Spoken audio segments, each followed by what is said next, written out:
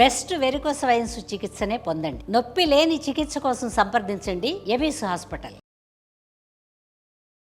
నమస్తే రమ్మగారు. నమస్తే జయ. మకర సంక్రాంతి రోజు చేయకూడని పనులేంటి? మామూలుగా పండుగ రోజు ఏం చేయకూడదు నేను ఎన్నిసార్లు చెప్పాను అంతే అంతే కదా. లిస్టు పోట్లాడుకోవద్దు, గొడవలు పడద్దు, ఆస్తులు తగాదాలు తీసుకురాకండి, చుట్టాలందరం ఒక చోట చేరామని పేకాట ఆడుకోవద్దు నాయన ప్లీజ్.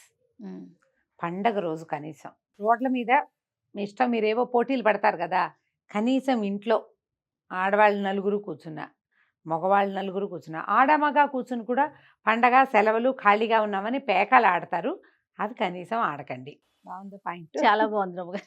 చేస్తారు కదా అట్లా, అందరం చేరాం కదా అని పిల్లల్ని కొట్టటము, కేకలేయటము, పెద్దవాళ్ళతో తగాదాలు పడ్డము, లేదా పెట్టుబడుల విషయాలు మాట్లాడడము అలాంటివి చేయబోకండి. నలుగురు కలిసేసరికి రమ్మగారు ఆ ఫంక్షన్లో అది జరిగింది, ఈ పెళ్లిలో ఇది జరిగింది, వీళ్ళు అది చేసా, ఎక్కడెక్కడెక్కడయో గుర్తు తెచ్చుకుంటారు. తర్వాత నాకు ఈ రోజు మూడు ఆఫ్ అమావాస్య నాడు అట్టేవా, పున్నన్నాడు పప్పేసావా అని అమ్మని, నాన్నని, బావమరుదుల్ని, అందరినీ లేకపోతే భర్తల్ని, భార్యల్ని ఈ విమర్శలు చేయబోకండి. మీరు ఏ పర్వదినాన్నైనా సంతోషంగా ఉండండి, ఇతరులను సంతోషంగా ఉండనివ్వండి, హాయిగా భోజనం చేయండి కలిగినంతలో.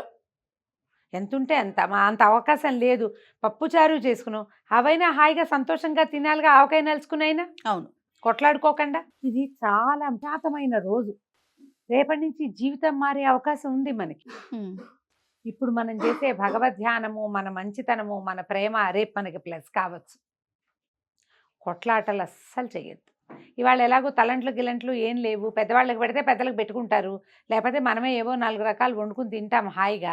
స్నేహితుల్ని కలవండి, చుట్టుపక్కల వాళ్ళని కలవండి, మీ ఇంట్లో బొమ్మలు పెడితే హాయిగా పేరెంటానికి పిలవండి, శనగలు పళ్ళు గిళ్ళు అన్నీ అందరికీ ఇచ్చుకోండి. తర్వాత పసుపు కుంకాలు, ఈ మన వైజాగ్ ఆ వైపు పసుపు కుంకాలు దారపోయటం అంటారు. పసుపు కుంకాలు దారపోసుకోవటం, ఆ దారపోసుకోవటం అంటే పళ్ళెంలో ఇంత రాసులుగా పసుపు కుంకుమ పోస్తారు, కాసినన్ని ఖర్జూరాలు ముత్తైదువులకి ఇస్తారు, స్వీటు ఆ ఖర్జూరాలు ఇస్తారు. దారపోసుకోవటం దాని పేరే అయితే దారపోసుకోవటం. మరి విశేషంగా ఇంత ఇస్తే సంక్రమణం కాబట్టి అదే ఇప్పుడు ఎంత ఇచ్చుకుంటే అంత మంచిదమ్మా. కొట్లాడుకుంటే ఎలా మంచిదవుతుంది అది, అవునా కాదా? అందుకని మనకేం పేరెంటా లేవు, మనకి ఆ పిల్లలకి భోగిపళ్ళు లేవు, మన ఇంట్లో బొమ్మలు లేవు, కానీ పసుపు కుంకుమ ఇవ్వచ్చు కదా చక్కగా. ధారాళంగా పసుపు కుంకుమ మంచివి కొనండి, అవేవో పేరున్న ప్యాకెట్లు కొనకండి, వాటిలలో పసుపు కానీ కుంకుమ కానీ బాగుండ్లా మొహం మీద పెడితే రంగు పోవట్లేదు. నేను పేరు చెప్పట్లేదు, ప్రజలు గ్రహించుంటారు, దయచేసి ఆ ప్యాకెట్లు ఎవరికి ఇవ్వకండి. మీరు కూడా కొనకపోతే మరీ మంచిది. మంచి పసుపు, పట్టించిన పసుపు, దాంతో తయారు చేసిన కుంకుమ, రోజువారీ పెట్టుకుంటే బాగా మంచి కుంకుమ ఇచ్చారని అనిపించాలి. అలాంటి దాన్ని, దాంతోపాటు ఏవైనా మంచి పళ్ళు, ఖర్జూరాలు కూడా ఇవ్వచ్చు, 1-2 రకాల పళ్ళు కుదిరితే మీ రవికల బట్టో చీరలో మీకు కుదిరితే, కుదరకపోయినా పర్వాలే. ఈ పసుపు కుంకుమ ఇంత ప్యాకెట్ కాకుండా ఆ మాత్రం అలా కనుక ఇస్తే మంచిది. చుట్టుపక్కల వాళ్ళని ఎవరైనా పిలిచి నలుగురు కాసేపు కూర్చుని అందరికీ పసుపు కుంకుమ ఇచ్చుకోండి హ్యాపీగా. పళ్ళు ధారాళంగా ఇవ్వండి, గుమ్మడికాయలు కొన్ని ఇవ్వచ్చు. గుమ్మడి పండు దానం అద్భుతమైన దానం ఈ రోజుల్లో. అది దానంగా కాదు, బొట్టు పెట్టి చేతిలో పెట్టండి. తాంబూలం కొబ్బరికాయలు ఇవ్వచ్చు, గుమ్మడి పళ్ళు ఇవ్వచ్చు, తర్వాత దోసపళ్ళు ఇవ్వచ్చు. ఇప్పుడు ఈ సంక్రమణ సమయం చాలా మంచిది. ఇక అరటిపళ్ళు అలాంటివి మనకి ఇప్పుడు సీజన్ కదా, ఆపిల్స్ బాగా కనపడతాయి, రేగుపళ్ళు బాగా కనపడతాయి. ఈ బుజ్జి నీ ఫేవరెట్ చిన్నవి కాకుండా ఒక మాదిరి గుండువి ఇంతంత లడ్డూలు కనపడుతున్నాయి, శుభ్రంగా ఇచ్చేసుకోండి. అవి చెయ్యండి. ఎవరైనా ఇస్తామంటే వద్దనకండి.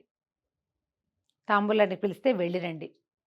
భర్తలు భార్యల్ని మోసుకెళ్ళాలి తాంబూలం కోసం. పసుపు కుంకాలకు పిలిస్తే 10 ఆవిళ్ళైనా వెళ్ళి తెచ్చుకోవాలంటారు. ఎవరైనా పిలిస్తే హాయిగా వెళ్ళిరండి, గొడవలు పడద్దు. రమ్మగారు, సంక్రాంతి పండుగ, మకర సంక్రాంతి ఎందుకు ప్రత్యేకమైన పండుగగా చెప్పుకుంటామండి? ఇది సీజన్ మారుతుంది ఒకటి, రెండోది మన కాలాలు 2 విధాలు కదా. ఇప్పుడు మన మామూలు లెక్క జనరల్గా ఏం చెప్పుకుంటాం, 12 నెలలు, ఇంగ్లీష్ నెలలైనా 12, తెలుగు నెలలైనా 12. ఇంగ్లీష్ నెలలకి ఏమిటో ఉన్నాయి సీజన్లు వాళ్ళకి, మన దేశంలో ఇంగ్లీష్ సీజన్లు లేవు, మనకి తెలుగు సీజన్లే ఉన్నాయి. ఋతువులు అంటాం వాటిని. ఈ ఋతువులు 2 నెలలు ఒక ఋతువు. అవును, చైత్రము వైశాఖము వసంత ఋతువు. జ్యేష్ఠ ఆషాఢం ఇప్పుడు లైను అది. అంతే. ఈ జ్యేష్ఠ ఆషాఢాలు, శ్రావణ భాద్రపదాలు, కార్తీకము మార్గశిరం ఇట్లా లెక్క పెట్టుకుని తీసుకెళ్తాం. ఆశ్వీజము కార్తీకము, మార్గశిరము పుష్యము, మాఘము ఫాల్గుణము, జోడు జోడు. ఈ 2 నెలలకి ఒక్కొక్క ఋతువు చొప్పున ఉన్నది. ఏ 2 ఋతువుల మధ్యలో అయినా కొంత సంధికాలం ఉంటుంది, ఎంతో కొంత. ఈ 2 ఋతువులు ఈ చైత్రం వైశాఖంలో విరగబూసేస్తాయి, మామిడి పళ్ళు వచ్చేస్తాయి.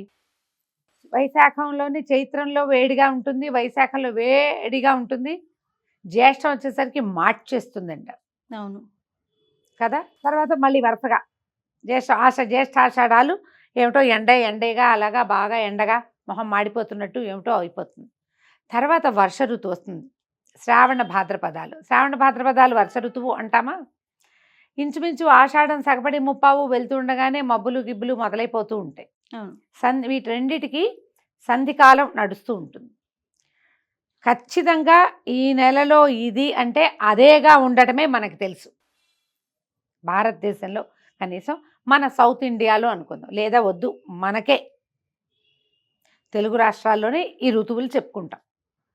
ఈ ఋతువుల్లో మళ్ళీ వీటిని ఈ 12 నెలలు ఈ 6 ఋతువుల కాలాన్ని మళ్ళా 2 భాగాలు చేసాం.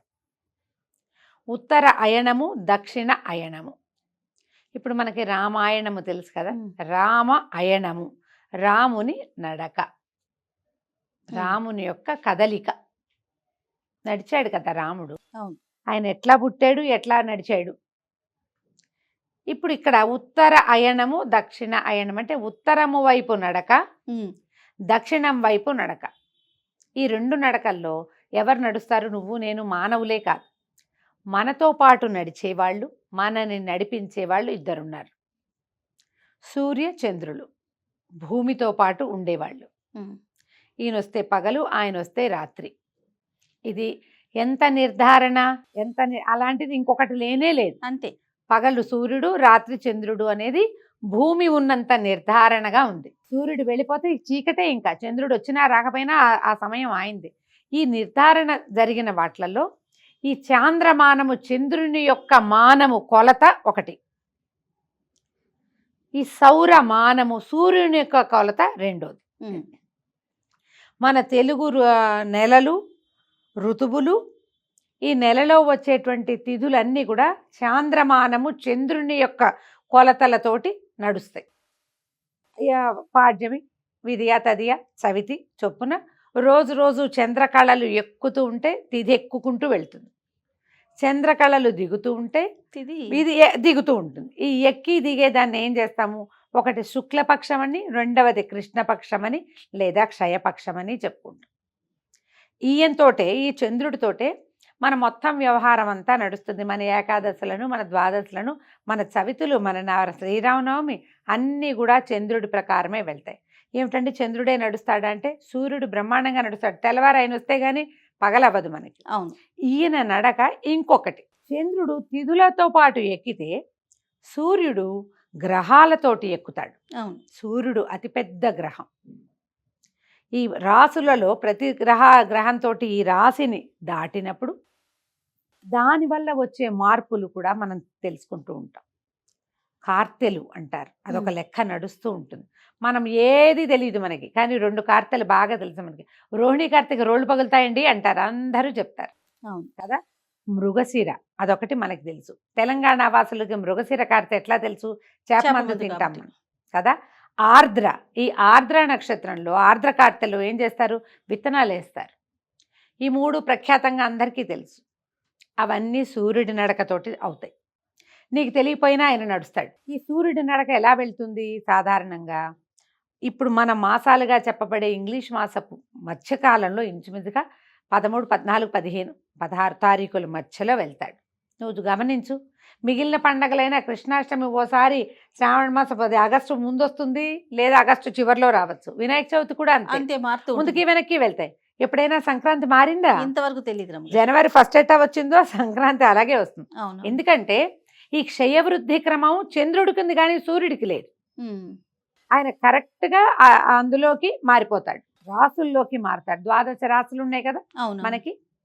ఈ ద్వాదశ రాశుల్లో ప్రతి రాశిలోకి మారుతూ ఉండటం వల్ల వాతావరణంలో కొన్ని రకాల మార్పులు వస్తాయి. అది గణనీయమైన మార్పుగా మనకి తెలియదు.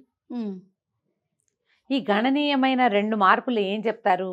సూర్యుడు ఉత్తరం వైపు వాలి నడవటము, దక్షిణం వైపు వాలి నడవటము రెండే మనకు క్లియర్గా తెలుసు. ఇప్పుడు ఈ మకర సంక్రాంతి కాలానికి ఆయన ముందు ధనురాశిలోకి ప్రవేశించాడు. దాన్ని ధనుస్సంక్రమణంగా చెప్పి మార్గళిగా చెప్పుకుని ధనుర్మాసంగా విష్ణు సేవకి అంకితం చేస్తాం. మనం గోదాదేవి పాసురాలు చదువుకుంటాం.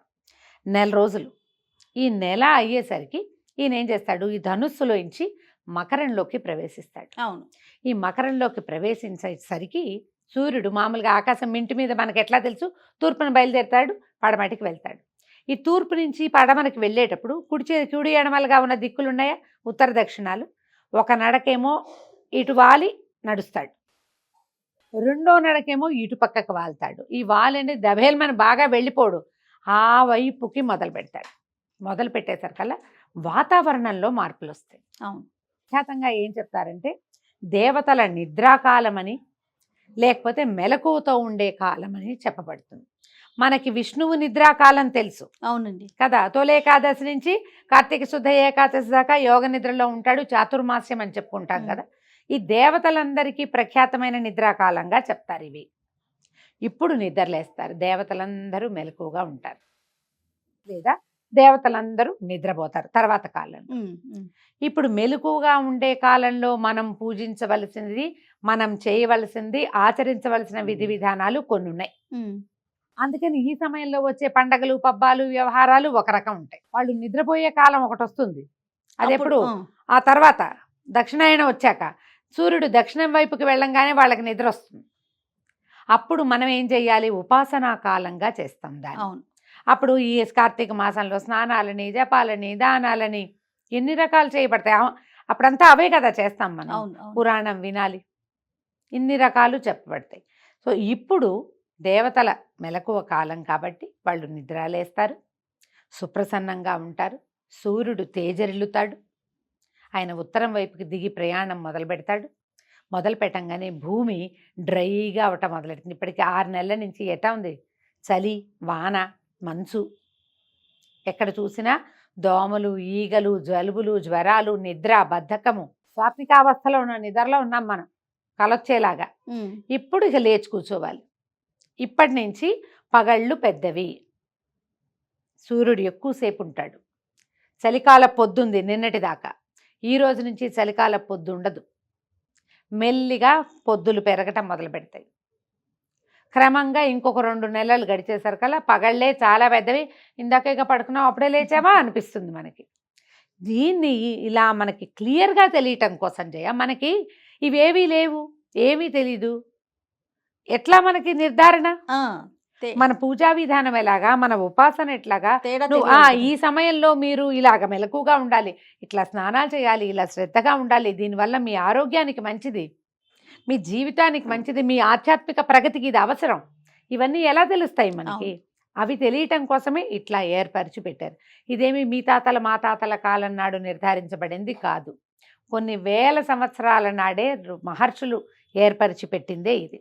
ఇప్పుడు ఉత్తరాయణ పుణ్యకాలం ఇవాళ మనం చెప్పుకుంటుంటే మనకంటే ఒక తరం, ఒక యుగం ముందు వాడైన భీష్మ పితామహుడు ఇచ్ఛామరణాన్ని పొంది కూడా ఇది దక్షిణాయనము, ఇది మంచి కాలం కాదు, ఉత్తరాయణ పుణ్యకాలం వచ్చిన తర్వాతే నా జీవితాన్ని చాలిస్తానని యుద్ధం అయిపోయిన చాలా రోజుల తర్వాత అంపశయ్యం మీద అలా ఉండి ఉత్తరాయణం వచ్చాక భీష్మాష్టమికి మొదలుపెట్టి భీష్మ ఏకాదశి నాడు వెళ్ళిపోయాడు.